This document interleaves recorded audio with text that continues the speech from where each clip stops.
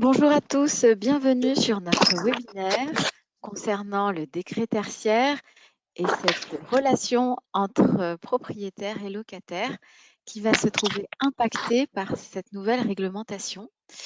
Avec nous aujourd'hui, Fidal, le cabinet Fidal et Thibaut Jeb, un de ces grands avocats spécialisés dans l'environnement et le droit immobilier. Nous attendons quelques minutes pour que les derniers inscrits puissent se connecter. Merci à ceux qui sont venus à l'heure et je vous donne rendez-vous dans 2 minutes. Nous commençons le webinaire à 9h03 précise.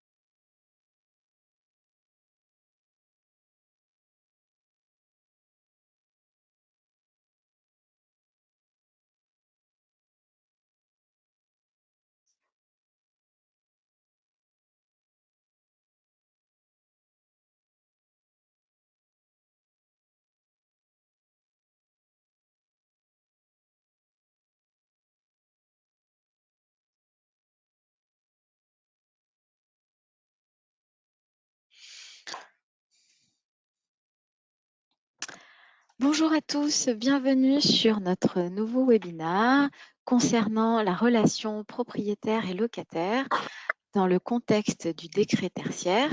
En effet, comme vous le savez tous, ce décret tertiaire va profondément transformer l'attention que les propriétaires et les locataires ont sur leur trajectoire énergétique. Avec nous ce matin, Thibaut Jeb, avocat associé chez Fidal. Thibaut, je te laisse te présenter. Oui, bonjour à tous. Donc Thibaut Jeb, avocat associé chez Fidal, comme tu viens de le préciser, en charge au cabinet du droit de l'environnement. Et moi, Sylvie Méran-Ifra, directrice marketing et engagement de Sobre Énergie.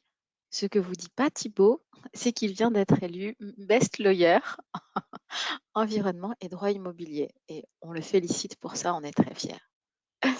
Très rapidement et pour faire venir les derniers inscrits, Sobre Énergie est une filiale de la Banque des Territoires du groupe La Poste et Dégis. Et nous avons été créés il y a 4 ans pour aider les entreprises et les collectivités à diminuer leur empreinte carbone et leur consommation énergétique pour leur parc immobilier. Nous avons été élus et classés incontournables chez les décideurs. Et très rapidement, nos clients sont à la fois privés et publics parce que, comme vous le savez, le décret tertiaire concerne aussi bien le privé, les entreprises privées, que les collectivités, pour peu qu'elles soient propriétaires ou locataires de plus de 1000 mètres carrés. Donc, comment nous intervenons auprès de nos clients?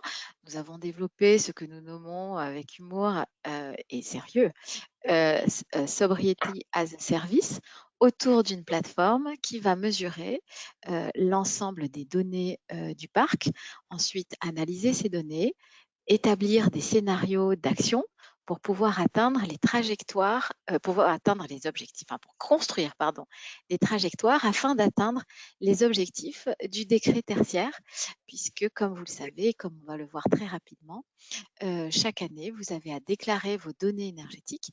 Donc, une plateforme comme la nôtre ou celle de la concurrence, on est faire ici, va être utile pour rassembler toutes les mesures de vos bâtiments. Et des objectifs sont calculés automatiquement en fonction de la nature de vos bâtiments et des trajectoires sont définies. Et pour pouvoir définir des trajectoires à horizon de 10, 20 et 30 ans, un outil de pilotage vous sera nécessaire. Donc, pour pouvoir travailler, et on le verra aussi dans le cadre du décret tertiaire, il vous faudra avoir une vision globale du parc et une vision spécifique bâtiment par bâtiment, parce que vous avez des techniques, ce qu'on appelle de mutualisation des résultats. Et pour pouvoir justement mutualiser vos résultats, je fais un petit teasing avant d'en expliquer le principe, c'est-à-dire compenser les bâtiments énergétiquement les plus performants avec les bâtiments énergétiquement les moins performants dans votre parc. Il vous faudra avoir une vision globale de votre parc et globale des bâtiments en fonction de leur performance. Thibaut, je te laisse présenter Fidal. Oui, alors très rapidement, donc le FIDAL est un grand cabinet d'avocats d'affaires qui est implanté un petit peu partout en France, si qu'en témoigne la carte des implantations.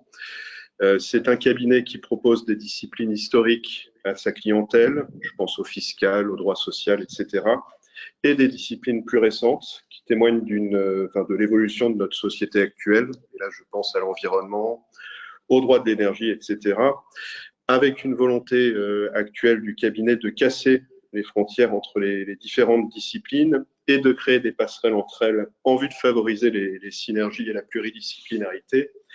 Et le décret tertiaire en est le parfait exemple, si je puis dire, puisque le décret tertiaire, on le verra, fait appel au droit immobilier, au droit de l'environnement, au droit de l'énergie.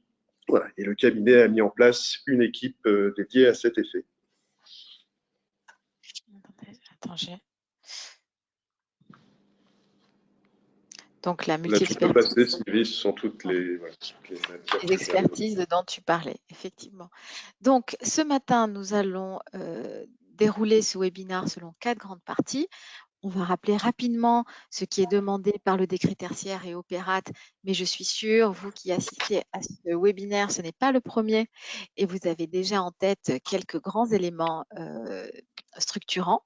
On va passer rapidement.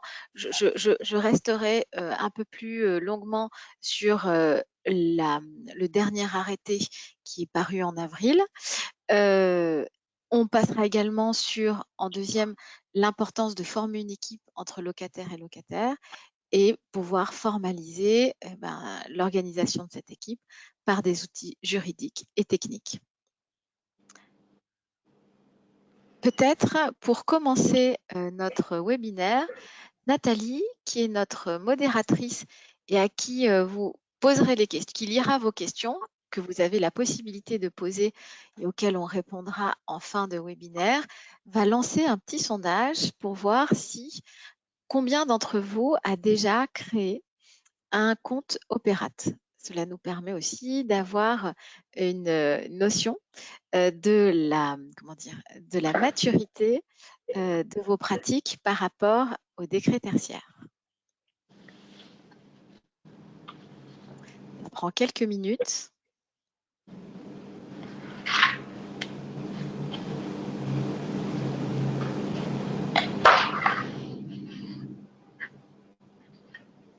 Nathalie, c'est bon? On laisse encore un tout petit peu de temps aux votants. D'accord. Ça nous permet aussi d'adapter quelques éléments d'explication sur les grandes informations structurantes du décret tertiaire et d'Opérate.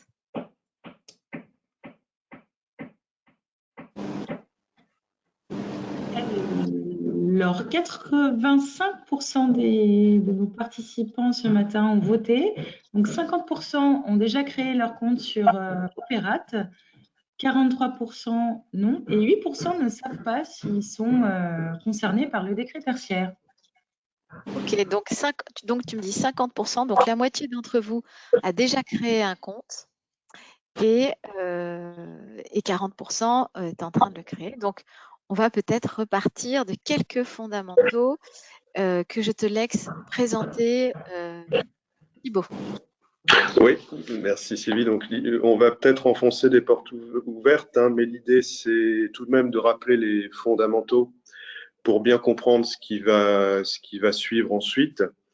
Donc, voilà, à titre de bref rappel, le décret tertiaire ou dispositif éco-énergie tertiaire, c'est un dispositif, enfin, ce n'est pas qu'un décret, c'est un dispositif législatif et réglementaire qui suit la hiérarchie des normes, donc avec une loi à son sommet, la loi Elan du 23 novembre 2018, qui est venue fixer les grands principes, les objectifs à atteindre, les personnes assujetties, et qui a été ensuite précisé par divers textes, dont en premier lieu un décret donc dit tertiaire, donc c'est le fameux décret tertiaire du 23 juillet 2019, puis par des arrêtés, donc un arrêté dit méthode en avril 2020, et d'autres arrêtés modificatifs sur lesquels Sylvie reviendra. Plus on descend dans cette hiérarchie des normes, plus les textes sont précis. Donc, je dirais que voilà, tout ce qui est législatif et ce qui relève du décret, c'est accessible aux juristes. En revanche, plus on descend voilà, dans les arrêtés, dans les divers arrêtés, plus ça devient technique. D'où cette animation conjointe aujourd'hui avec Sylvie. Très rapidement, donc, la loi a fixé des objectifs d'amélioration de la performance énergétique. Et pour atteindre ces objectifs, la loi a prévu deux méthodes. Une méthode dite relative, valeur relative, qui consiste à comparer donc une échéance donc fixée par la loi. Donc la première échéance, c'est 2030. Et une année de référence donc, qui est choisie par la personne assujettie et dont il faut retenir qu'elle ne peut pas être antérieure à 2010 ni correspondre à 2020. Donc cette méthode va consister à comparer deux périodes et à apprécier si l'objectif voilà, qui est fixé en matière en termes de pourcentage est atteint ou pas. Ça, c'est la première méthode. Il y a ensuite la méthode dite valeur absolue, qui consiste non pas à comparer deux années de référence, mais à se fixer un objectif en termes de valeur absolue, donc qui est fixé par voie réglementaire en fonction de la catégorie du bâtiment. Je pense que Sylvie reviendra sur ce point. Donc, ce qu'il faut retenir par ailleurs, c'est que le dispositif, il concerne tout bâtiment, partie de bâtiment ou ensemble de bâtiments qui hébergent des activités tertiaires sur une surface de plancher supérieure ou égale à 1000 m², avec une petite précision sur ce point. Initialement, le dispositif ne concernait que les bâtiments existants au jour de la publication de la loi Elan, donc à savoir les bâtiments existants au 24 octobre 2018. Donc, tous les bâtiments qui étaient construits ensuite ne sortaient du champ du décret tertiaire. Et donc, évolution l'été dernier avec la loi climat et résilience qui est venue en fait, qui est venue préciser que ce sont tous les bâtiments existants qui sont désormais concernés par le dispositif, quelle que soit leur année de mise en service. Absolument, et même des bâtiments qui sont à venir. C'est-à-dire tout bâtiment, voilà, tout bâtiment qui va émerger sera automatiquement concerné par le décret tertiaire. Absolument. J'en ouvre une autre très rapidement. Donc les assujettis, puisque c'est un point qui est important, enfin sinon fondamental, donc sont assujettis, disent les textes, les propriétaires et le cas échéant, les preneurs à bail. Alors preneur à bail, c'est une expression qui n'est pas très jolie pour parler en réalité des locataires. Et donc certains se sont posé la question de savoir si par le cas échéant, il fallait voir une espèce de responsabilité subsidiaire du locataire, ce qui n'est pas le cas. En réalité, ce qu'il faut comprendre des textes, c'est que si l'immeuble abrite un locataire, il faut considérer que le locataire est assujetti et donc doit répondre aux objectifs qui sont fixés par les textes au même titre que le propriétaire. Donc on a vraiment deux débiteurs de ces obligations. En les personnes du propriétaire et du locataire. Et donc pratiquement, et je laisserai ensuite la parole à Sylvie, comment ça se passe du coup? Donc ces assujettis vont devoir mettre en place un programme d'action en vue d'atteindre les objectifs. Et donc sur ce point, les textes renvoient au contrat entre les parties. Et le respect des objectifs va être apprécié au travers de déclarations qui seront faites chaque année sur la plateforme Opérate. Sylvie, je te laisse la parole.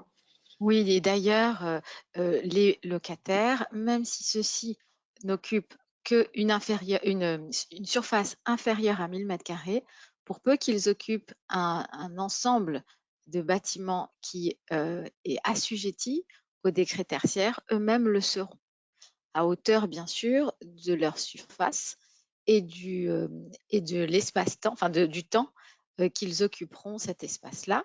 Et c'est pour cela qu'on verra sur Opérate lors de la déclaration ce qu'on appelle une entité fonctionnelle assujettie.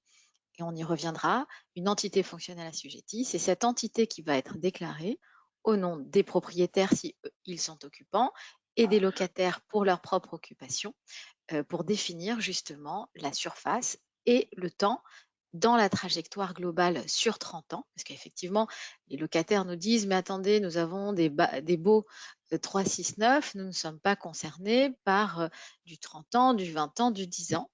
Et en fait, si, en fonction bien sûr de la surface qu'ils occupent et du temps occupé de cette surface, pour cette surface. Donc très rapidement, toutes les activités tertiaires sont concernées. Avec attention, les bâtiments réservés aux activités tertiaires au sein des sites industriels. Je prends un exemple, vous avez une grande usine, un site de production avec des bureaux de 1000 m². Il faut quand même que ça atteigne 1000 m². Cet espace-là est assujetti au décret tertiaire. Autre exemple, vous avez donc votre usine, des bureaux qui font 700 m² et un espace de stockage en non flux tendu, donc plus de 5 jours de stockage, qui occupe 300 ou 400 m², eh bien, vous êtes assujetti puisqu'il va falloir additionner les 700 mètres du bureau et les 400 mètres de l'espace de stockage, pour peu que cet espace de stockage ne soit pas démontable. S'il est démontable, il est jugé éphémère, et s'il est éphémère, il n'est pas assujetti au décret tertiaire, et donc la seule surface, rappelez-vous, on avait dit qu'elle faisait 700 mètres pour le bureau, eh bien, ça ne sera pas assujetti. Donc, très rapidement, les bâtiments concernés, les activités tertiaires, les bâtiments à usage mixte. L'objet est qu'ils se trouvent sur la même unité foncière.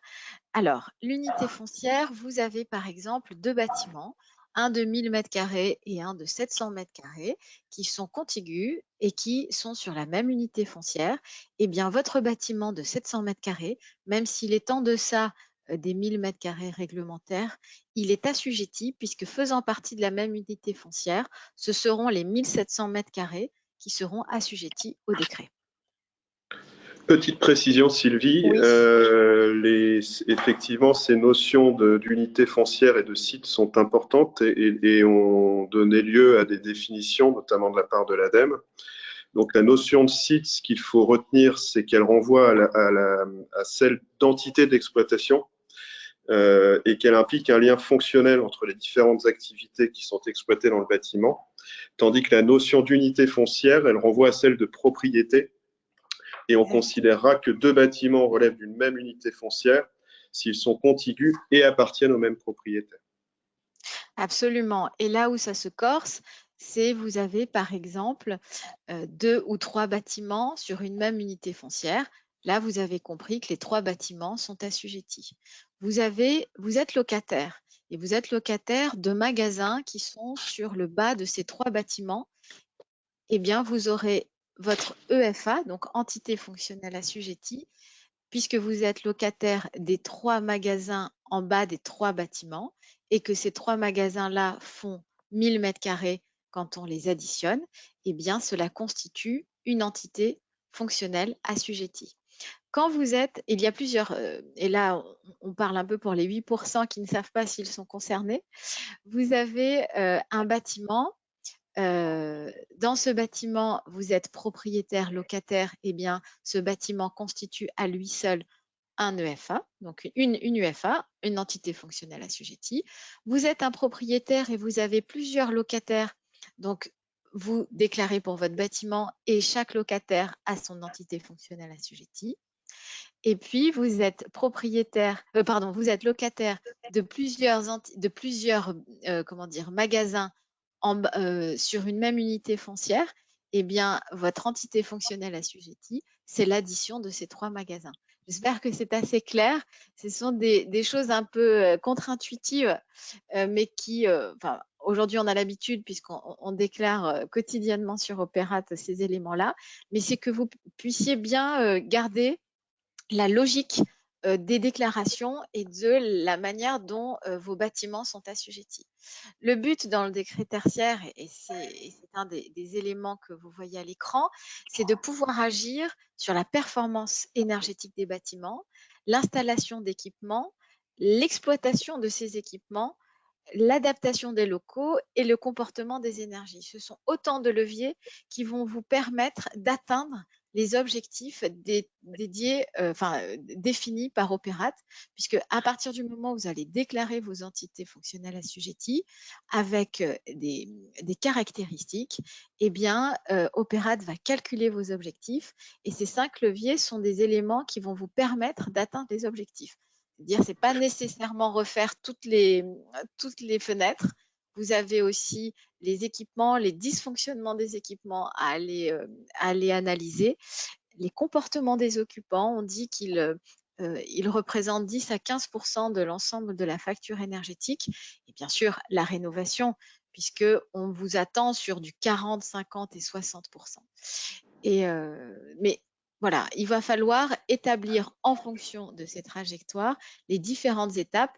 Et j'ai l'habitude de dire que vous avez de la chance, cette génération des premiers 10 ans, parce que ce sont les premiers 10 ans qui vont pouvoir faire les économies jusqu'à 40% d'énergie. C'est aux générations qui vont suivre, je parle de génération professionnelle dans 20 ans et dans 30 ans, où il va falloir aller au-delà des 40, au-delà des 50. Et là, effectivement, il va falloir vraiment établir des actions précises et performantes, sachant que les valeurs absolues qui sont définies aujourd'hui par les différents décrets qu'on va vous présenter ne sont valables que jusqu'à 2030 et on attend de nouveaux objectifs entre 2030 et 2040 et ainsi de suite entre 2040 et 2050. Petite remarque, Sylvie, je veux bien que tu reviennes, alors plus Ouais, terre à terre, tu m'en excuseras, hein. je t'en prie. On note bien, hein, au regard de ces leviers d'action qui ont été déterminés par le pouvoir réglementaire, c'est bien la démonstration que le dispositif concerne aussi bien les propriétaires que les locataires, hein, puisqu'on Absolument. remarquera, voilà, que les leviers prévus en haut de la slide concernent davantage les propriétaires. Donc tout ce qui est enveloppe du bâtiment, on peut penser, voilà, que c'est naturellement, on parle de la personne du propriétaire. En revanche, vous remarquerez que plus on descend dans ces leviers, plus on s'adresse aux occupants de l'immeuble, à telle preuve que, Absolument. voilà, le dernier levier vise le comportement des occupants. Ce qui en dit long, voilà, sur l'état d'esprit du législateur et sur la personne des assujettis. Et les responsabilités de chacun. Effectivement, chacun a Exactement. sa part. Absolument. Très rapidement, et que vous soyez très comment dire, familier avec la sémantique autour du décret tertiaire, on parle de CREF quand on parle de consommation énergétique de référence. Thibaut, vous l'avez annoncé aux slides précédentes. Il y a deux façons de calculer les objectifs, une façon de référence avec ces fameux pourcentages et une valeur seuil, une valeur absolue, dite seuil, qui est une valeur cible par mètre carré, en kilowattheure par mètre carré. Vous aurez ces deux objectifs dans vos attestations et le premier objectif atteint validera votre étape de décret tertiaire.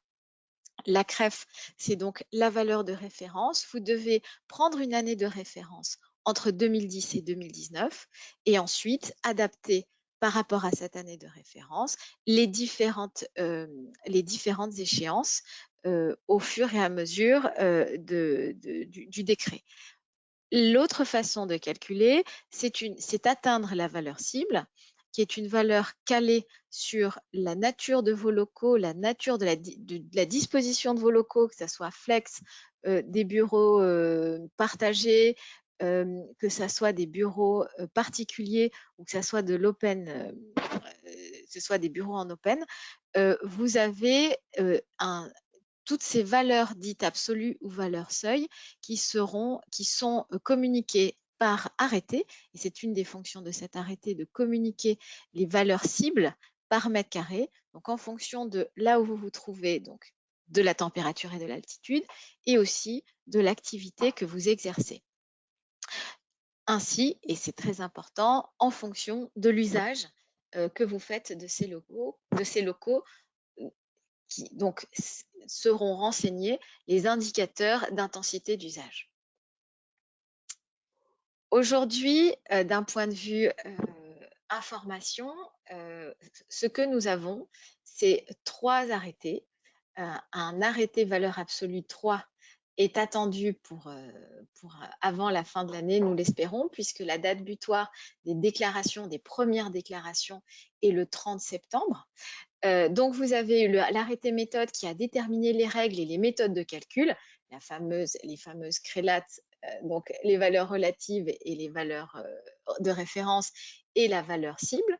Vous avez l'arrêté valeur absolue 1 qui a été publié en janvier 2021 et qui a fixé les valeurs absolues pour les catégories de bureaux, services publics, enseignement et logistique, ce qui représentait à peu près 50% des surfaces tertiaires.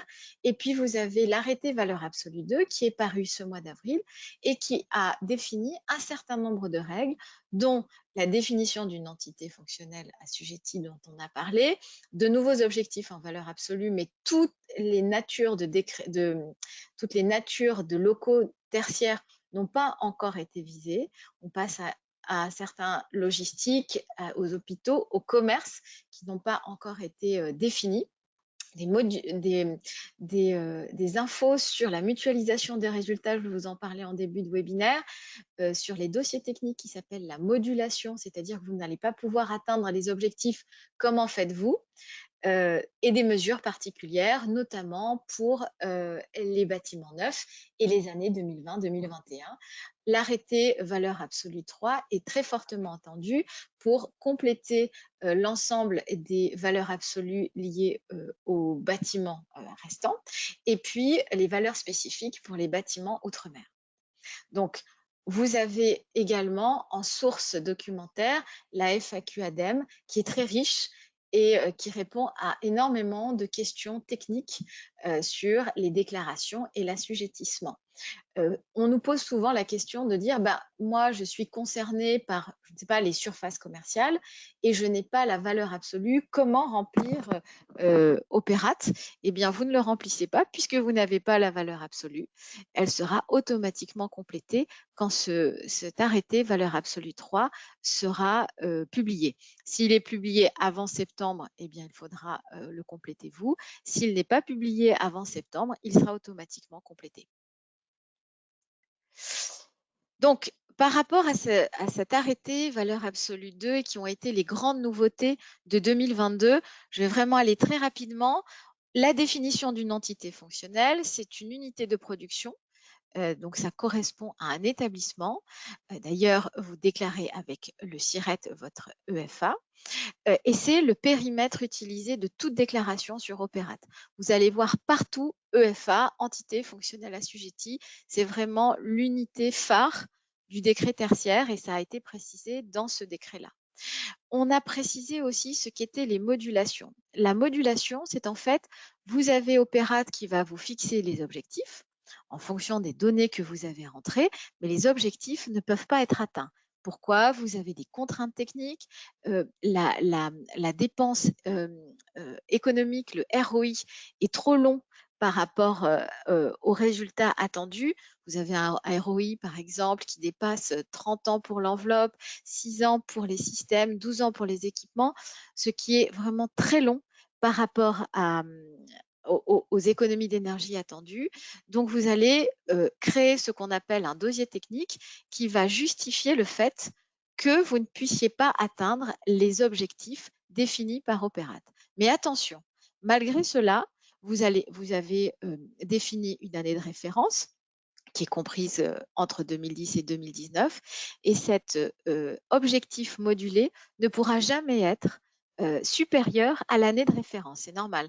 L'année de référence est réputée pour être la plus énergivore et à partir de laquelle vous allez faire des économies. Certes, vous n'allez pas pouvoir atteindre les objectifs, vous allez donc les moduler, mais pas autant que l'année de référence. Vous n'allez pas pouvoir être supérieur à l'année de référence. Alors là aussi, une question se pose et nombreux sont les clients qui nous les ont posés en disant mais je ne comprends pas, moi j'avais une certaine activité en 2017, donc j'ai produit une certaine quantité énergétique.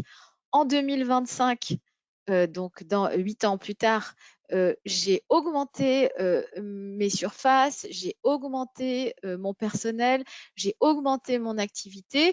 Comment vais-je faire pour être inférieur à l'année de référence?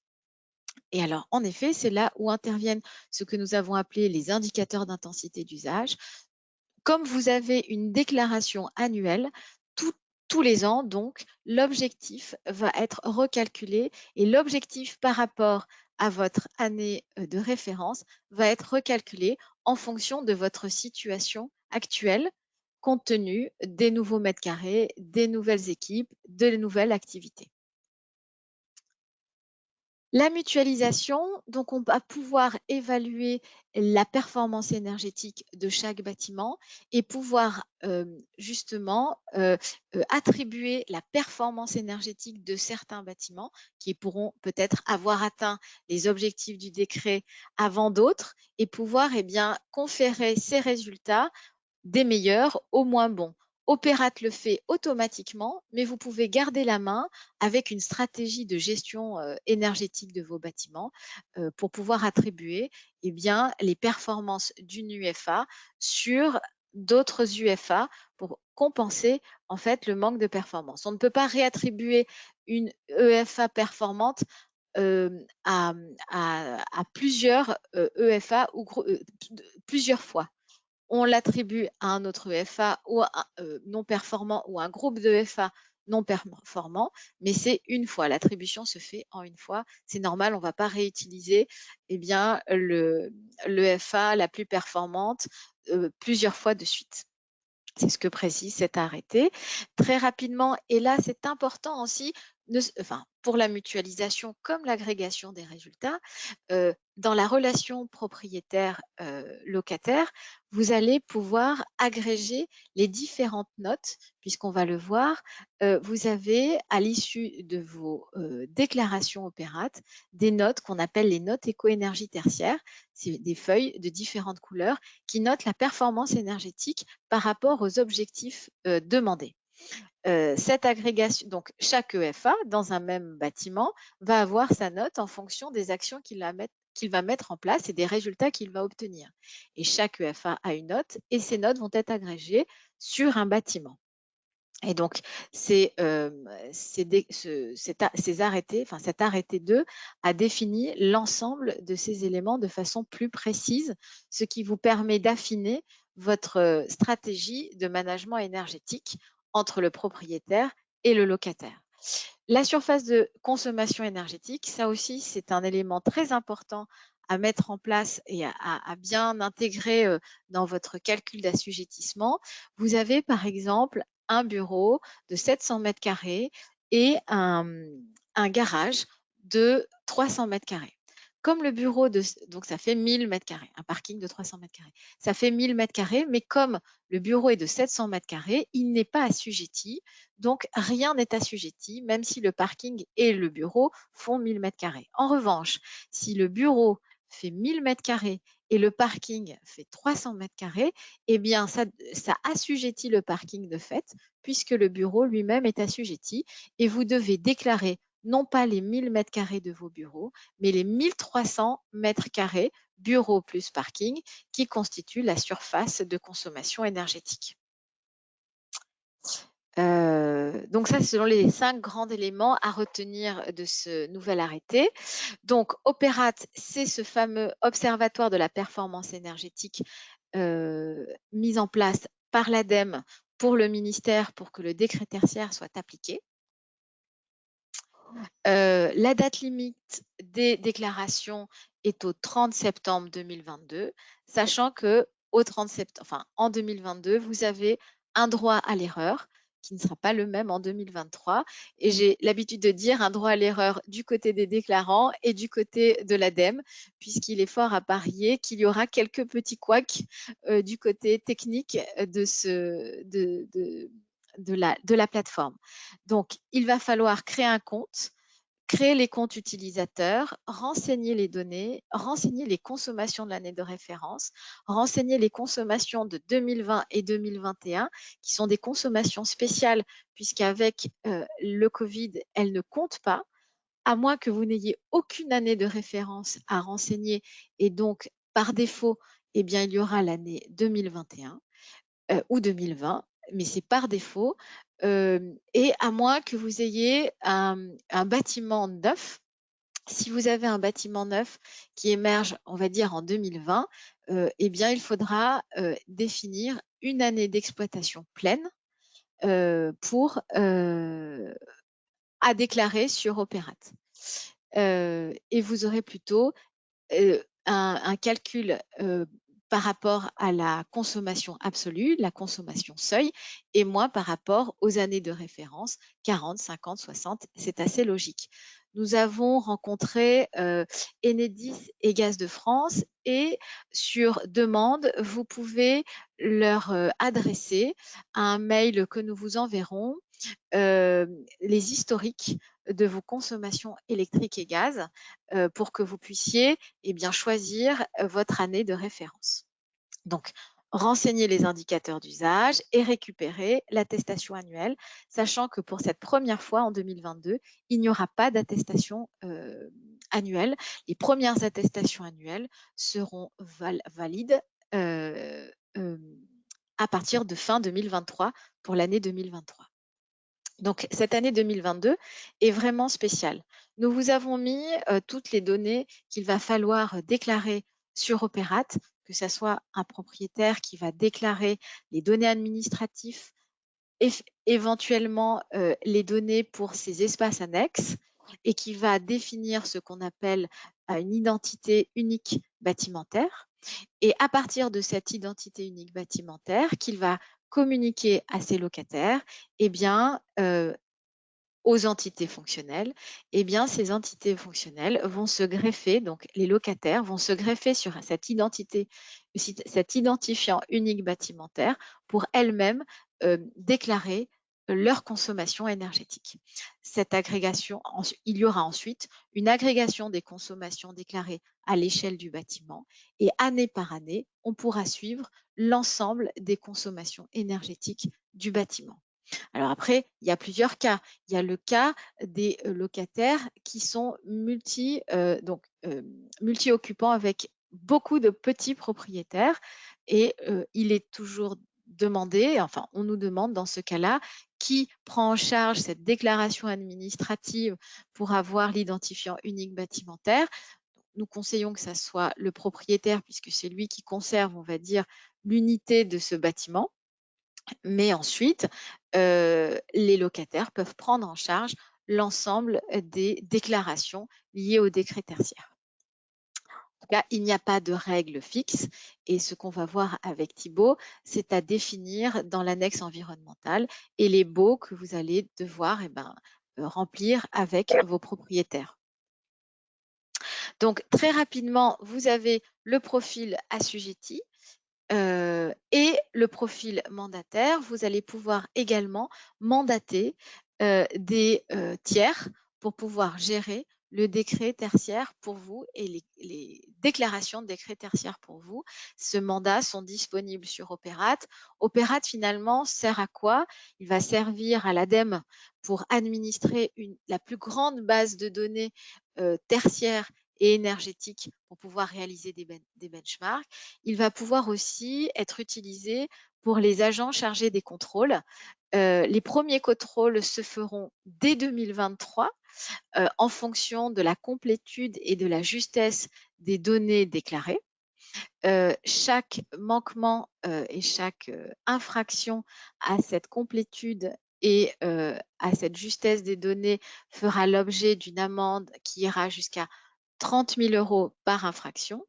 En revanche, pour tous les contrôles après 2030 sur les objectifs réalisés ou non, les amendes sont beaucoup plus légères puisqu'elles vont jusqu'à 7 000 €.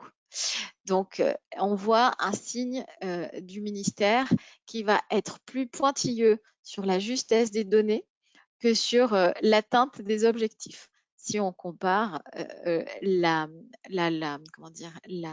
sévérité des amendes. Donc, très rapidement, ce que va déclarer l'exploitant, ce sont ses consommations individuelles, ses consommations réparties et la consommation des espaces communs, calculées au tantième, à l'exception des commerces, où là, l'espace commun constitue un EFA à part entière qui va être prise en charge par les propriétaires et les propriétaires vont déclarer les consommations des espaces annexes et les données administratives. Donc là, comme l'avait souligné Thibaut tout à l'heure, les propriétaires sont vraiment responsables de leur consommation et des consommations annuelles déclarées pour l'ensemble du bâtiment. Bien sûr, les propriétaires et les preneurs à bail doivent se communiquer mutuellement les consommations annuelles et la déclaration annuelle sur la plateforme est réalisée par le propriétaire qui peut vouloir prendre en charge l'ensemble des consommations de ses preneurs à bail ou chaque preneur à bail vouloir déclarer ses propres consommations à déterminer dans les baux et les responsabilités en fonction des dispositions contractuelles, mais on le verra avec Thibaut tout à l'heure. Oui, sur ce point, juste pour rebondir, Sylvie, effectivement, comme tu l'as répété, hein, tout est permis, si je puis dire, dans la mesure où la loi et le règlement renvoient systématiquement au contrat à conclure entre les parties. Et la loi va même plus loin de temps en temps, s'agissant notamment des déclarations, puisqu'elle est très explicite sur ce point. S'agissant des déclarations, tout est permis dans le sens où il est écrit voilà, que le locataire peut donner délégation au propriétaire pour qu'il centralise le tout. Il est également prévu que les parties peuvent déléguer à un prestataire extérieur. Enfin voilà, et donc vraiment tout est fait pour que les parties s'entendent entre elles. Et donc, enfin voilà, encore une fois, la loi fixe les grands principes et c'est ensuite aux parties de s'entendre dans le contrat. Et les déclarations en sont une bonne illustration. Absolument. Je ferme la parenthèse, pardon. Non, non, mais très rapidement, la fameuse notation éco-énergie tertiaire annuelle dont on vous parlait, qui va du noir aux 3 feuilles vertes et qui doit être absolument affichée, rendue publique et annexée aux documents de vente ou de location, puisque il est fort à parier que ces notes-là vont être des documents d'importance dans toute transaction et location de vos bâtiments tertiaires. Si vous êtes locataire, il faudra l'exiger avant signature de bail. Si vous êtes propriétaire, il faudra la montrer. Si vous êtes vendeur, il faudra également la montrer. Et si vous êtes acheteur, il faudra l'identifier et réaliser presque une due diligence environnementale pour établir les dépenses que vous aurez à faire pour mettre aux normes du décret tertiaire le bâtiment à acheter. Tous ces éléments de valorisation immobilière ne sont pas encore définis mais à l'usage, il est fort à parier qu'elles rentreront dans la définition de valeur. N'est-ce pas Thibaut? Je confirme. Donc, très rapidement, à quoi ressemblera cette attestation? Vous avez les objectifs en valeur relative, vous le voyez, les objectifs en valeur absolue et les objectifs modulés au milieu de l'attestation. Et puis, tous ces objectifs qui sont en valeur absolue sont définis pour 2030.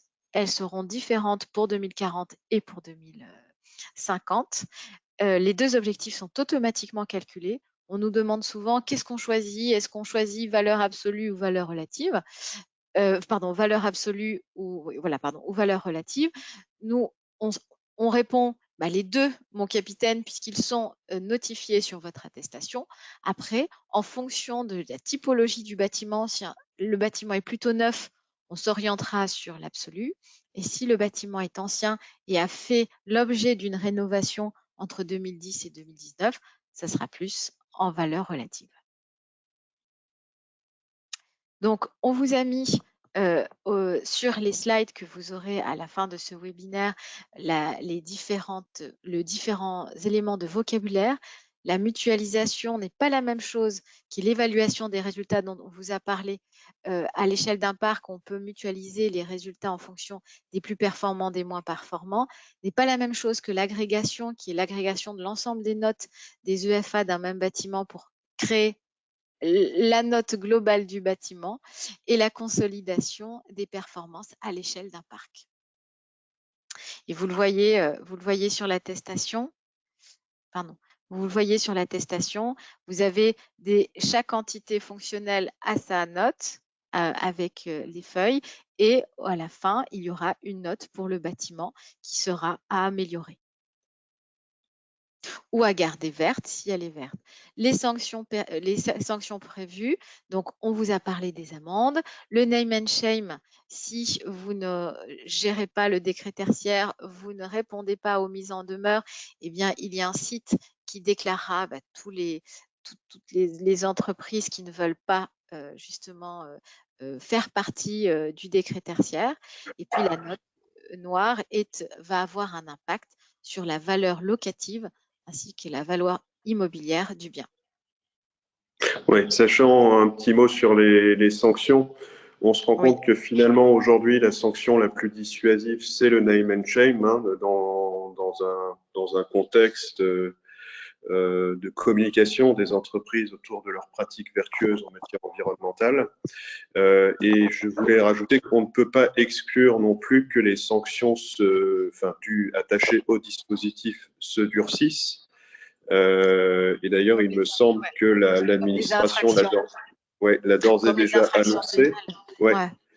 Et le parallèle avec ce qui se pratique en matière d'habitation, alors je l'évoque régulièrement dans le cadre des webinaires, mais est assez édifiant. En matière d'habitation, la loi climat et résilience donc de l'été dernier est venue prévoir toute une série de sanctions attachées à la location de logements d'habitation énergivore. Et on se rend compte que les sanctions qui ont été prévues sont particulièrement sévères, puisque ce sont des sanctions qui portent sur l'encadrement des loyers, et voire qui aboutissent à une interdiction de louer. Et on peut se demander si, au vu de ce qui se pratique en matière d'habitation, on ne pourrait pas rencontrer ce type de sanctions à l'avenir. Bon, rien n'est dit évidemment, mais on peut quand même envisager un durcissement de ces sanctions. En tout cas, c'est l'esprit du décret tertiaire, c'est d'intégrer une norme énergétique à la gestion immobilière.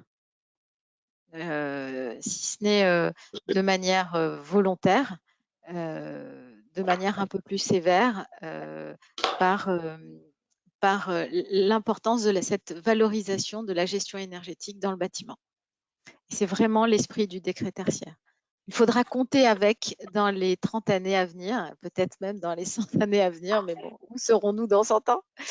Mais en effet, la gestion énergétique va compter dans la valorisation immobilière et cette gestion immobilière. Donc, un des grands mots d'ordre du décret tertiaire, eh bien, c'est former une équipe, parce que effectivement, la diminution des consommations énergétiques ne pourra pas se faire de façon isolée. Comment s'entendre dans ce mot d'ordre, dans cette injonction, pour s'organiser autour de ce nouvel objectif commun qui est la sobriété énergétique, entre le preneur à bail et le bailleur dans un même bâtiment ou dans plusieurs, entre tous les preneurs à bail avec un même bailleur dans un bâtiment, ou entre les preneurs à bail qui se succèdent dans le temps. Donc ça, c'est 3 situations les plus habituelles, mais vous avez d'autres situations plus complexes. En tout cas, il va falloir s'organiser dans l'espace et le temps imparti d'un bail pour pouvoir atteindre les objectifs que va fixer Opérat sur les 30 ans. Donc, mettre en place une feuille de route entre propriétaires et preneurs à bail pour définir une gouvernance, la trajectoire pour atteindre les objectifs, les responsabilités de chaque partie, anticiper les budgets et le qui fait quoi, et les actions et le suivi. Donc, il va falloir redéfinir le contrat entre propriétaires et locataires. Donc, pour cela, il va falloir organiser des échanges et un partage qui était déjà à l'œuvre dans la bonne gestion du patrimoine, mais qui va s'intensifier autour du management et du management de l'énergie et qui va intégrer de nouveaux acteurs qui sont les énergie managers et les intervenants multitechniques qui ont peut-être déjà des contrats qu'on appelle CPE, de contrats de performance énergétique, qui devront s'inscrire dans les trajectoires du décret tertiaire. Aujourd'hui, un CPE ne peut plus se faire de manière isolée par rapport au décret tertiaire. Il doit s'inscrire complètement dans la trajectoire du décret tertiaire. Donc, pour cette nouvelle gouvernance, il faudra un représentant du bailleur, un représentant du preneur, un représentant de l'ensemble des preneurs, pour qu'il y ait, pour constituer cette gouvernance globale et pour pouvoir mettre en place les fameuses stratégies de mutualisation dont on a parlé entre les bâtiments et les EFA les plus performantes et les moins, pour pouvoir justement consolider des notes et faire avancer le bâtiment dans sa note globale de performance énergétique. Alors, On vous a listé quelques questions qui sont les questions qui étaient les plus posées. Par problématique de temps, parce qu'on était un peu lent sur le début, je les mets à l'écran, mais rapidement. Vous aurez en fait les slides, puisque j'aimerais qu'on puisse passer à la partie du bail et de l'annexe environnementale présentée par Thibaut. Donc, vous allez voir comme ça défiler 3 grandes questions que vous aurez par ailleurs dans les slides pour éviter notamment les doublons. Donc, on l'a vu sur l'identité unique bâtimentaire qui doit être préservée pour qu'il n'y ait pas de double déclaration. Autre question qu'on nous pose vraiment rapidement, c'est si le propriétaire ne joue pas le jeu ou si le locataire ne joue pas le jeu, est-ce que l'autre partie peut être inquiétée? Il n'y aura pas d'inquiétude parce que s'il y a des manquements, eh bien on saura d'où viennent ces manquements et les mises en demeure se feront spécifiquement aux locataires ou aux propriétaires qui n'ont pas suivi les règles du décret tertiaire. Attention, toutefois, les 2 parties doivent s'entendre et c'est très important. Comment on parle des parties communes? On a évoqué, les parties communes sont déclarées par les locataires au tantième, excepté pour les espaces commerciaux. Et là, je laisse la parole à Thibaut sur l'annexe environnementale, qui est un des outils juridiques pour atteindre les objectifs.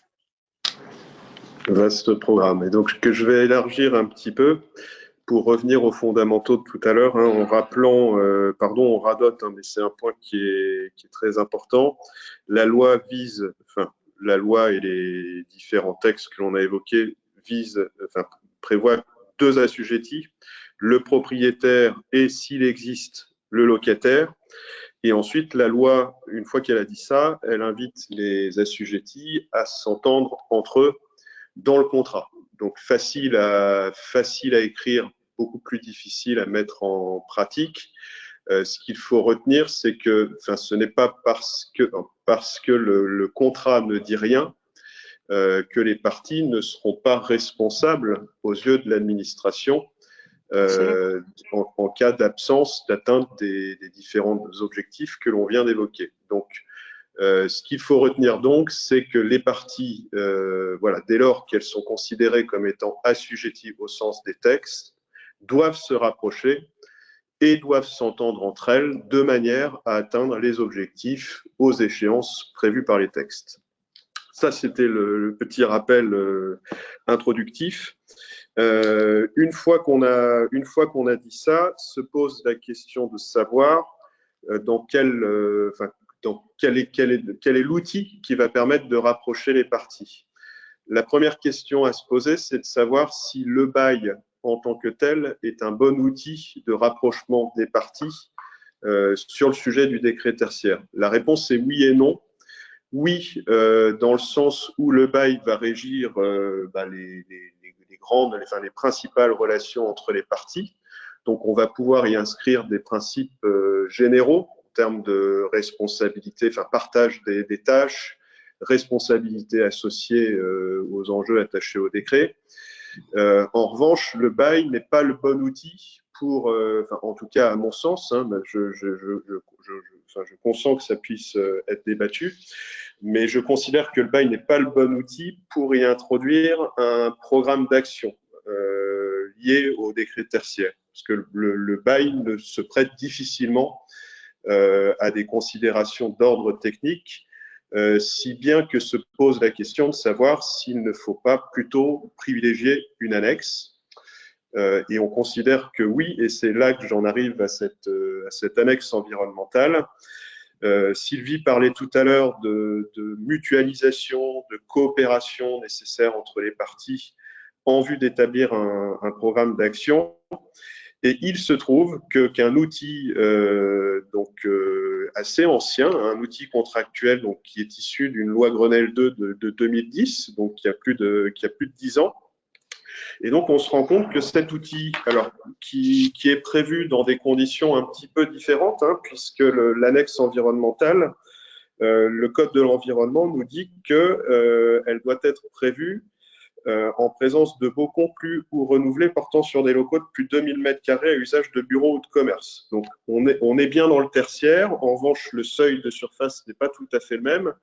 Mais il n'en demeure pas moins, si on continue à dérouler ce que contient cette annexe, que c'est un très bon outil en fait et qui répond aux caractéristiques du décret tertiaire, enfin en tout cas à l'approche que suppose, enfin que les parties doivent comment dire, Activé. voilà, tout à fait. Merci Sylvie.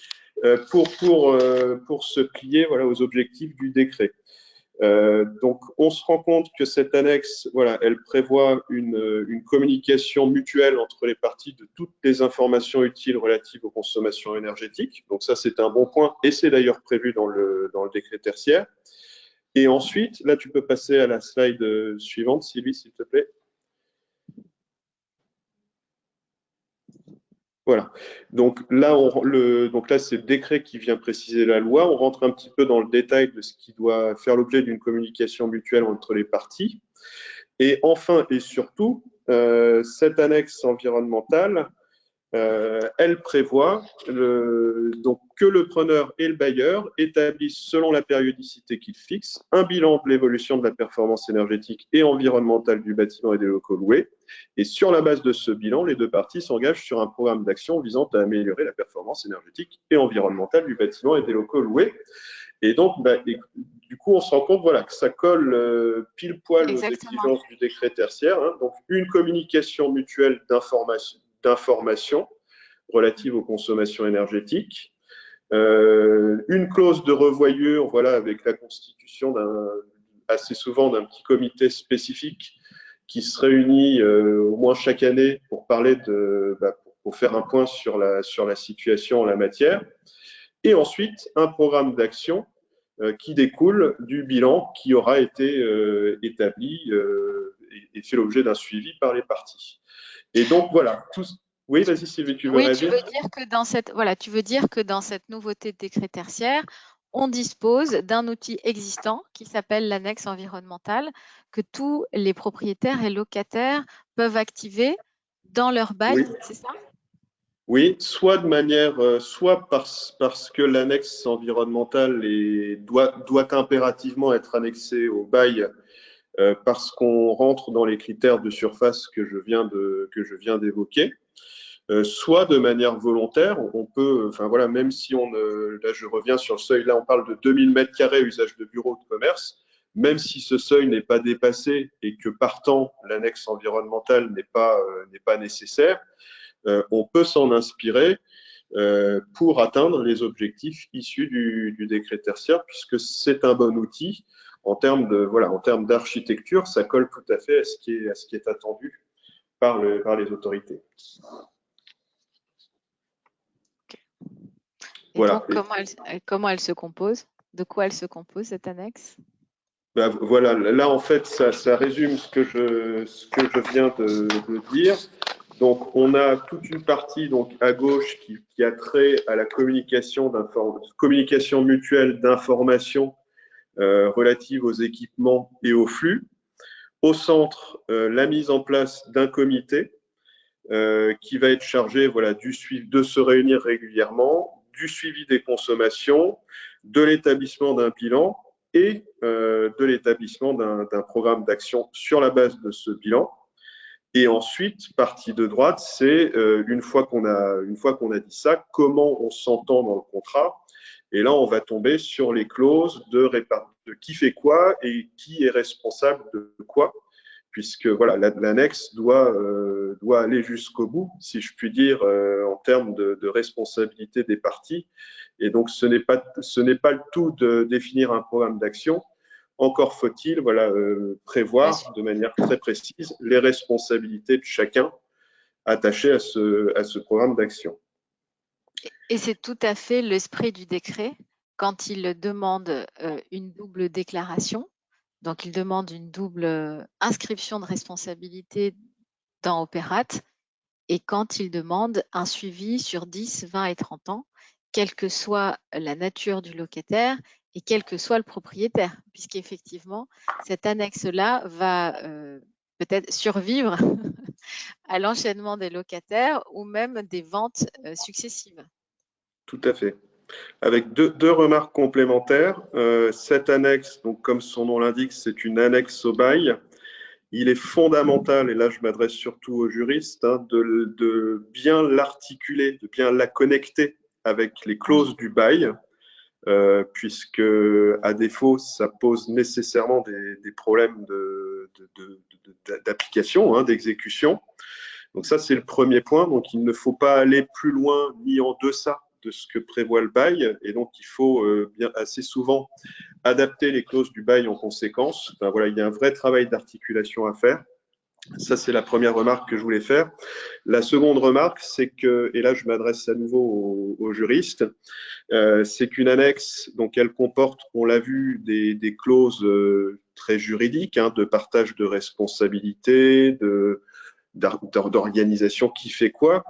En revanche, il faut bien avoir à l'esprit qu'elle comporte aussi un programme d'action qui ne relève pas dont l'établissement ne relève pas de la compétence du juriste, hein, et donc une annexe environnementale, pour qu'elle soit efficace, elle suppose la double intervention, hein, d'un juriste d'une part et d'un technicien.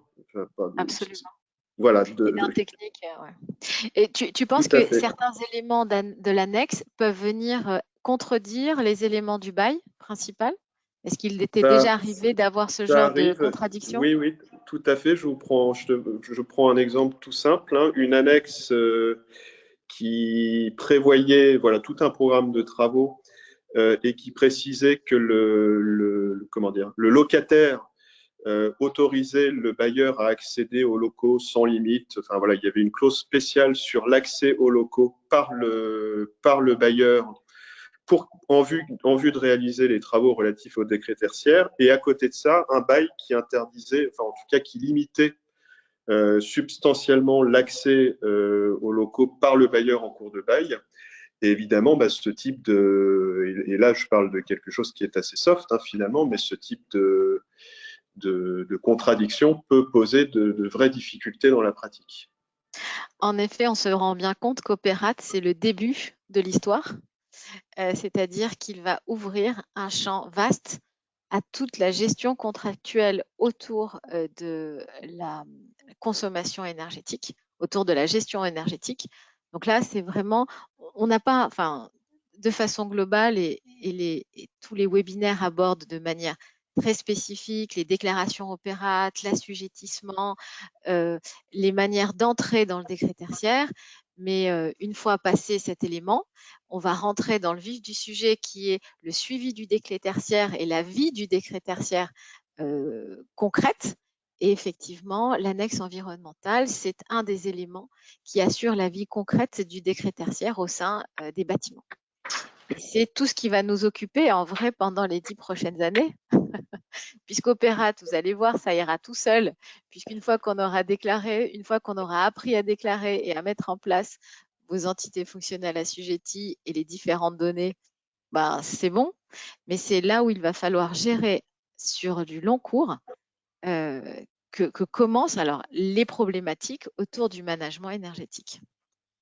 Et ces problématiques sont autant organisationnelles avec l'annexe environnementale que techniques avec la gestion des parcours énergétiques et les actions qu'il faudra organiser et financer pour atteindre ces objectifs. Et là, effectivement, comme disait Thibaut, au-delà de l'organisation contractuelle des parties, il va falloir intervenir techniquement dans le management énergétique des différents locaux occupés par les parties. Et donc, par rapport aux responsabilités de chaque partie, le propriétaire a en charge de valoriser son actif, de maintenir la performance de son bâtiment, d'améliorer cette performance, de travailler l'image autour de cette performance et la satisfaction de l'utilisateur par rapport à son confort. Et l'utilisateur va avoir à charge d'améliorer la qualité d'usage, de la performance environnementale et sa gestion, diminuer ses charges, puisque Thibaut, tu vas nous en parler. Qu'en est-il des charges autour de cette gestion énergétique et améliorer son image, tant en interne qu'en externe, dans le cadre de la politique RSE du groupe, parce qu'il va falloir bien sûr brancher toutes les actions que vous faites autour de la consommation énergétique et bien sûr la com RSE du groupe. Mais pour revenir aux charges d'exploitation, comment faire en sorte qu'ils n'explosent pas pour le locataire, par exemple? Thibaut, je te vois réfléchir. Non, pardon Sylvie, je n'ai pas compris ta question. Comment faire pour que les charges liées à la gestion énergétique n'explosent pas pour le locataire, par exemple? Je vais te faire une réponse toute bête, peut-être un peu simpliste, mais par un partage équitable des charges et des responsabilités en la matière au sein du bail et de l'annexe. En fait, l'idée je ne sais pas si ça répond à ta question, mais c'est de ne pas tout faire supporter au locataire. Et de faire en sorte que les parties s'entendent sur un programme d'action équitable. En effet. Donc, l'importance cruciale de cette annexe quand vous êtes preneur à bail et quand vous êtes propriétaire, comment la rédiger. Donc, on a pensé à un programme d'action que vous pourriez intégrer dans cette annexe sur les guides d'occupation d'immeubles, ça revient aux intensités d'usage, les campagnes d'affichage sur les éco-gestes, la réalisation de DPE. Par exemple, on l'a dit tout à l'heure, les DPE ne peuvent plus être sans rapport avec le décret tertiaire, les audits. Peut-être que vous êtes une entreprise de plus de 250 personnes réalisant plus de 50 millions de chiffres d'affaires. Vous serez concerné par ce qu'on appelle les audits d'ADU qui doivent en fait porter sur 80% de votre facture énergétique. Eh bien, cet audit-là, qui est obligatoire par ailleurs, doivent être réintégrés dans ce parcours de décret tertiaire pour qu'il serve aussi à être clean avec vos obligations liées aux audits d'ADU, les guides d'occupation d'immeubles, l'installation de compteurs. Les compteurs, c'est une question qu'on nous pose souvent, et les sous-compteurs pour pouvoir isoler les différentes surfaces et déclarer les surfaces qui vous concernent par le sous-comptage. Quelquefois, on a des bâtiments entiers avec qu'un seul compteur. Comment installer des sous-compteurs pour isoler? Les sous-compteurs ont un coût. Nous avons un partenariat avec l'association La T2E qui nous a confié récemment que le financement des sous-compteurs se ferait grâce à de nouvelles fiches C2E attendues pour la fin 2023. Donc, avant d'acheter des sous-compteurs, guettez la publication de cette fiche qui pourra justement vous aider au financement de ces sous-compteurs. Donc, la valorisation des C2E pour tous les travaux de rénovation que vous allez mettre en place dans le cadre du décret tertiaire. Et puis, les certifications, sachant que l'ISO 50001, si vous êtes enclin à aller sur cette voie, va également vous déterminer des objectifs, des programmes d'action pour atteindre l'objectif lié à Opérat et au décret tertiaire. Donc, je te laisse conclure sur la mise en œuvre de l'annexe environnementale. Thibaut? Oui, donc dans la pratique, tout cela se traduit par 3 types de clauses. Donc, des clauses qui portent spécifiquement sur la répartition des obligations déclaratives, des clauses qui portent sur le programme d'action et des clauses qui portent sur le suivi et la pérennité des actions. Je voulais faire trois remarques sur ce sujet clause. Dans la pratique, parce qu'en fait, on nous pose souvent la question de savoir s'il existe des clauses types en la matière. Et loin de moi, l'envie de faire de la rétention d'informations, mais on se rend compte dans la pratique que chaque clause est différente, puisque chaque situation, chaque immeuble est différent. Donc, c'est difficile, c'est un exercice très difficile d'en extraire des clauses types. En revanche, on se rend compte que on tombe un petit peu sur tout type de clause aujourd'hui dans la pratique. Certaines clauses vont tout faire porter, enfin vont faire supporter l'intégralité des obligations en la matière par le propriétaire.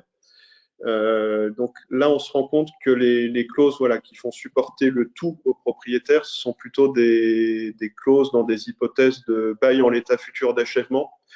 Donc dans des hypothèses où le bailleur va livrer à son locataire un immeuble neuf, et en pareil cas, le locataire estime que le propriétaire doit prendre à sa charge toutes les certifications environnementales relatives à l'immeuble, et qu'il doit aussi assumer toutes les obligations en matière de décret tertiaire. Donc ces clauses-là, on les rencontre assez souvent. Autre type de clause, les parties vont, alors celle-ci est très fréquente, les parties vont convenir que l'atteinte des objectifs relatifs au décret tertiaire doit être qualifiée de mise en conformité au sens du bail. Et donc, les parties vont regarder comment sont répartis les travaux de mise en conformité au sein du bail, en partant du principe que tout ce qui relève du décret tertiaire est une mise en conformité. Et en pareil cas, bien souvent, les baux font supporter au locataire les mises en conformité qui sont attachées à son activité. Donc, va se poser la question en pareil cas de savoir la part du décret tertiaire qui relève de l'activité du locataire. Donc ça, ce sont des sujets qui sont assez souvent débattus. Avec une réserve, on ne peut pas aujourd'hui tout faire supporter au locataire. Le propriétaire ne peut pas transférer l'intégralité des travaux relatifs au bien sur le locataire. Et donc la réserve, c'est celle de l'article 606 du Code civil, à savoir les grosses réparations qui ne peuvent pas être transférées sur la tête du locataire. Ça, c'était le deuxième type de clause. Je vais un peu vite, désolé, mais parce que je vois que le temps coule. Troisième type de clause, et dans lesquelles on se lance de plus en plus dans la rédaction de clauses de ce type. Donc, ce sont carrément des clauses spécifiques qui sont spécifiques au décret tertiaire. Et donc, les parties vont imaginer une répartition. Voilà, on parlait de répartition équitable tout à l'heure. C'est vraiment l'objectif de ces clauses. Donc, par exemple, là, j'ai eu à rédiger dans un bail une clause dans laquelle les parties, en fait, pour se répartir les rôles, se rattachaient au levier d'action que l'on a énuméré en début de visioconférence, avec tous les leviers qui étaient les leviers portant sur le bâti à proprement parler, plutôt côté propriétaire, et tous ceux qui portent plutôt sur l'occupation de l'immeuble, côté locataire. Donc, il y a des clauses de ce type qui se réfèrent à des leviers. Et il y a encore des clauses qui résonnent en termes de. Souvent, on tombe sur des clauses de répartition moitié par moitié des travaux qui sont liés au dispositif. Donc, le preneur et le bailleur s'accordent pour dire qu'ils prendront chacun à leur charge la moitié des travaux et dépenses liés au décret tertiaire, avec la possibilité au sein de ces clauses d'introduire des réserves, puisque là, par exemple, j'ai travaillé sur un dossier dans lequel les parties étaient d'accord sur cette répartition moitié-moitié, entre elles des travaux à prévoir, mais le bailleur estimait, on était dans le cadre d'un renouvellement de bail, le bailleur estimait que certains équipements avaient été vétustes et que ça relevait de la responsabilité du locataire, et le bailleur ne voulait pas supporter en fait la quote-part des travaux liés à la vétusté des équipements, puisqu'il partait du principe que ça relevait de la responsabilité de son locataire. Donc voilà, tout cela pour vous dire qu'on trouve, que les clauses sont de plus en plus fines, mais qu'en revanche, en termes de répartition, on peut tout imaginer, et donc ça donne lieu à des discussions, à des débats assez riches en ce moment. En fait, pour conclure, tout est négociable. Oui, tout à fait. Donc, tout est négociable. Et la composante énergétique est un nouvel élément à négocier. Et c'est sur ces paroles-là que nous allons conclure avec Thibaut, puisque le temps est largement dépassé et nous en excusons. mais à chaque épisode de ces webinaires, on rajoute des éléments et vous les verrez dans les slides que vous recevrez. Ce webinaire est encore plus riche puisqu'il continue, mais on va arrêter là, puisque à chaque semaine et chaque mois, on découvre de nouvelles choses par rapport aux retours clients que nous avons et aux questions de nos clients. Donc, place à vos questions, chers auditeurs, chers participants. Nathalie, y en a-t-il quelques-unes? On en a quelques-unes, effectivement. Donc, première question, je suis mandatée par une collectivité pour la saisie Opérate. Cependant, cette collectivité n'a qu'un numéro de SIRET pour plusieurs bâtiments. Comment faire pour gérer cette spécificité? Oui, c'est quelque chose qui a été remonté, puisqu'il n'y a pas de sirène. C'est des problématiques qui vont être résolues rapidement. Chaque collectivité va recevoir ces sirènes rapidement. Donc, on nous annonce à l'oreillette du ministère que cette anomalie va être réglée rapidement. Je n'ai pas les délais. Très bien, merci. Alors, seconde question, j'ai environ un peu moins de 45 structures pour lesquelles à 90% j'ai le même locataire. On m'a conseillé de déclarer les EFA côté locataire pour qu'ensuite je n'ai plus qu'une déclaration commune au niveau des consommations pour mon locataire unique, plutôt que pour chacune des structures. Quel est votre avis?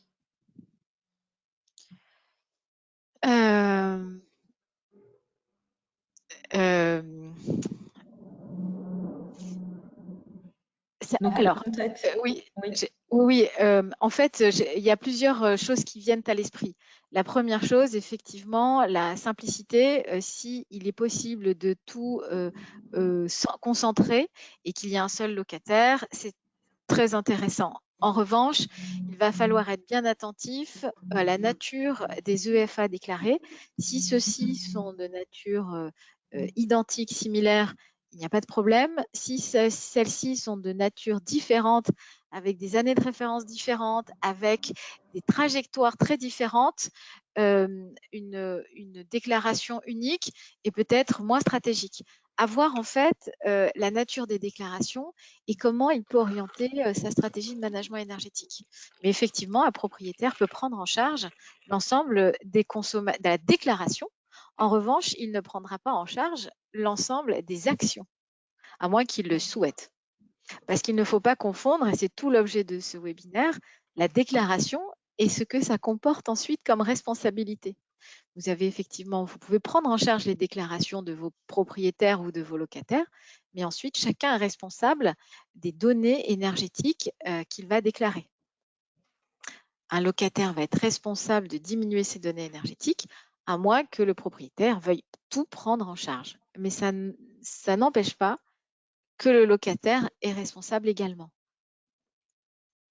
Et la prise en charge de la déclaration ne signifie pas nécessairement la prise en charge des actions et des différentes responsabilités des acteurs. Très bien, merci. Alors, en déclarant des structures, je me suis trompée sur certaines données. A priori, on ne peut pas corriger. Auriez-vous des informations complémentaires? Pour le coup, je pense qu'il y a une hotline à laquelle il faut s'adresser au niveau d'Opérate ou supprimer l'ensemble de la déclaration de l'EFA et refaire une déclaration entière avec les bonnes données. Je pense qu'on peut supprimer à défaut de modifier et recommencer la déclaration depuis le début. En fait, on peut supprimer, je suis sûre, vu que j'ai déjà supprimé mes comptes. Oui. Donc, effectivement, on peut supprimer entièrement l'EFA et repasser la déclaration. D'accord. Alors, une question de quelqu'un qui a une carrosserie, un bâtiment de 1700 m², dont 1200 d'ateliers, 500 de bureaux et en plus 1000 m² de parking extérieur. Suis-je concernée par le décret tertiaire? Ah oui, absolument. Et alors, pour la surface, de toutes les surfaces additionnées. Donc, les 1700 plus le parking. Très bien. Oui, monsieur. L'atelier de réparation fait partie des surfaces concernées par le décret tertiaire. D'accord. C'est un peu contre-intuitif, mais ça fait partie des éléments de service tertiaire, la réparation. Merci. Alors, une question sur l'assujettissement dans le cadre d'unité foncière. Donc, j'ai 3 parcelles contiguës appartenant au même propriétaire, sauf que sur la parcelle du milieu, il n'y a pas de bâtiment, terrain nu. Est-ce que je dois faire la somme des mètres carrés des bâtiments des 2 parcelles? Oui, Oui. oui. Nous sommes unanimes, monsieur. En l'occurrence, je crois que c'était madame. Voilà. Madame, pardon. Alors, j'ai 40 sites sur 308 au-delà de 1000 m² dans lesquels j'endosse sans souci la démarche. Mais j'ai des sites inférieurs à 1000 m² où je ne suis pas censée savoir, entre guillemets, que la surface totale de l'ensemble immobilier dépasse 1000 m². Comment faire si les bailleurs ne sont pas proactifs sur le sujet et quels sont les risques si on ne déclare pas cette frange concernée? Alors, la question, c'est est-ce que vous êtes sûr de l'assujettissement de vos... Alors, il y a 40 sites assujettis et 300 non assujettis, c'est ça? En fait, il a 40 sites qui sont au-delà de Des 1000 1000 mètres mètres carrés. carrés. Ouais. Voilà. Et le reste, sur les 308, qui ont des surfaces inférieures à 1000 mètres carrés, mais qui font partie d'un ensemble immobilier qui, a priori, dépasse 1000 mètres carrés. Ah, bah, Donc, si c'est sur la même unité foncière, on prend l'addition. oui, mais en l'occurrence, je pense qu'ils sont locataires. Oui. Pardon. Excusez-moi. Hop. Oui, en l'occurrence, je pense qu'ils sont locataires et que les bailleurs ne sont pas du tout proactifs sur le sujet. Oui, oui. Et ben, ça Quel fait est le partie risque? voilà, ça fait partie des questions ce qu'ils nous posent souvent. C'est je suis locataire ou je suis propriétaire. Je suis proactif, mais mon propriétaire ne l'est pas. Qu'est-ce que je risque? Eh bien, vous déclarez vos éléments, vous déclarez vos données de consommation. Comme c'est vous le premier, c'est vous qui allez faire l'identifiant unique bâtimentaire. Mais si comment dire, le bailleur ne fait rien, il sera mis en demeure, mais vous ne serez pas considéré comme responsable parce que vous aurez fait le nécessaire. D'accord. Donc voilà. Mais Bon, la effectivement, question était plutôt, je crois que pour être un peu plus direct, la question était plutôt est-ce que il peut ne pas déclarer en fait? Quel est le risque si nous ne déclarons pas cette frange? Voilà la question. le risque, c'est d'être mis en demeure plusieurs fois et puis ensuite être sanctionné. D'accord. Alors, une question sur l'année de référence. Je croyais que les années 2020 et 2021 ne pouvaient pas être retenues comme année de référence. Ils ne sont pas retenus comme année de référence si vous avez par ailleurs des autres années de référence. Mais si vous n'en avez aucune, c'est-à-dire vous n'avez aucun historique, ce qui n'est pas possible parce que vous allez demander à Enedis et ils vont vous le fournir. Si vous n'avez aucune historique, si vous venez de construire un bâtiment en 2020, effectivement, vous devez définir 2020 comme année par défaut. Ce qu'on ne vous conseille pas parce que 2020 est censé être l'année la moins énergivore de ces 20 dernières années, puisqu'il y a eu le Covid et que personne n'est allé travailler. Donc effectivement, si c'est un bâtiment neuf qui est sorti de terre en 2020, vous déclarez comme immeuble neuf, récemment construit, et vous avez jusqu'à 3 ans pour déclarer une année de référence qui sera soit 2020, soit 2021, soit 2022, en fonction d'une année pleine d'exploitation, et qui sera l'année où le bâtiment aura une année, on va dire, normale d'exploitation. Donc, vous avez jusqu'à 3 ans pour changer d'année de référence, et vous serez plutôt sur des problématiques de valeur seuil. Si vous n'avez... Donc ça, c'est le cas le plus évident.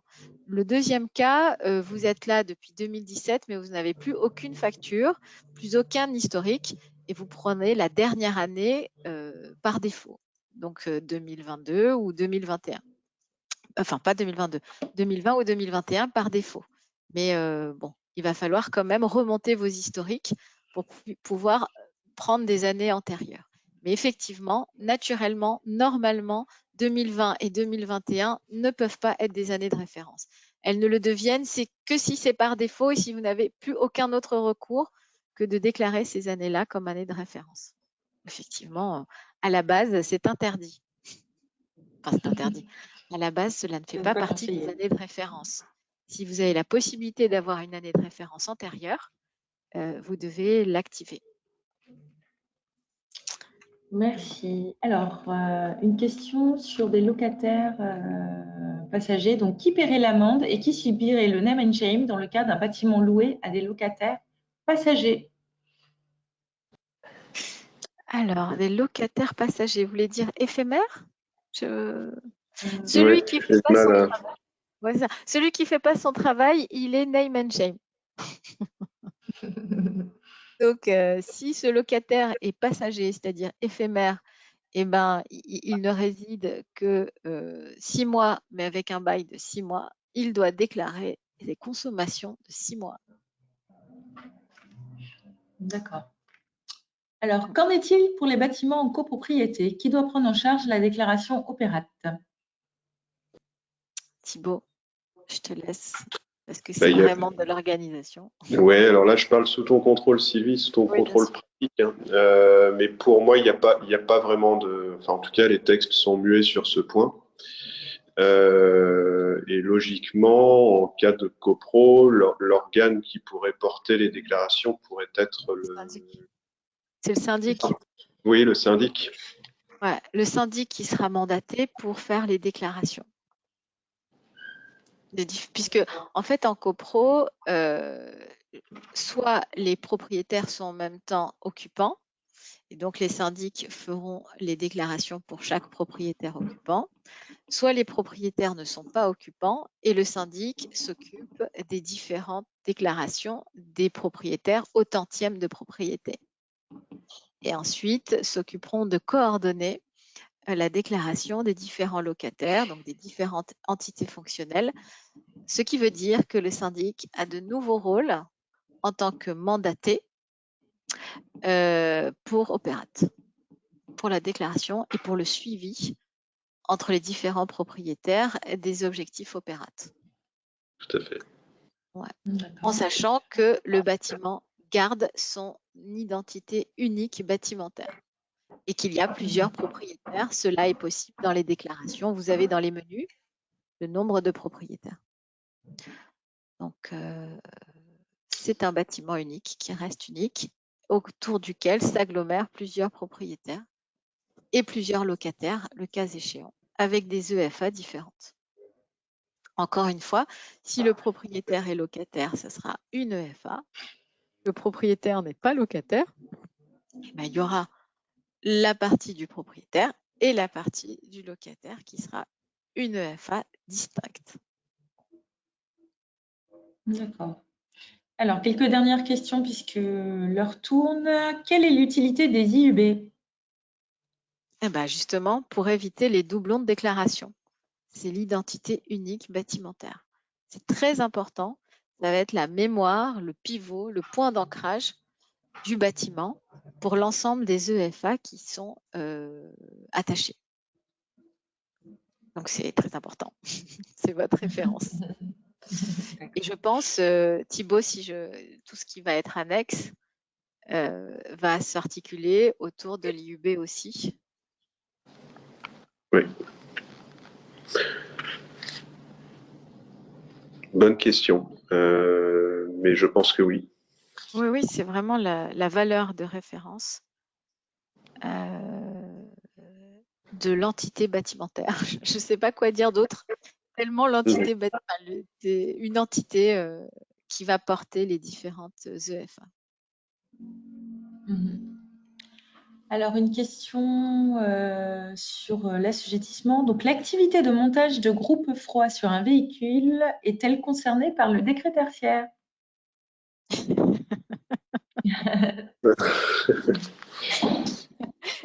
Joker.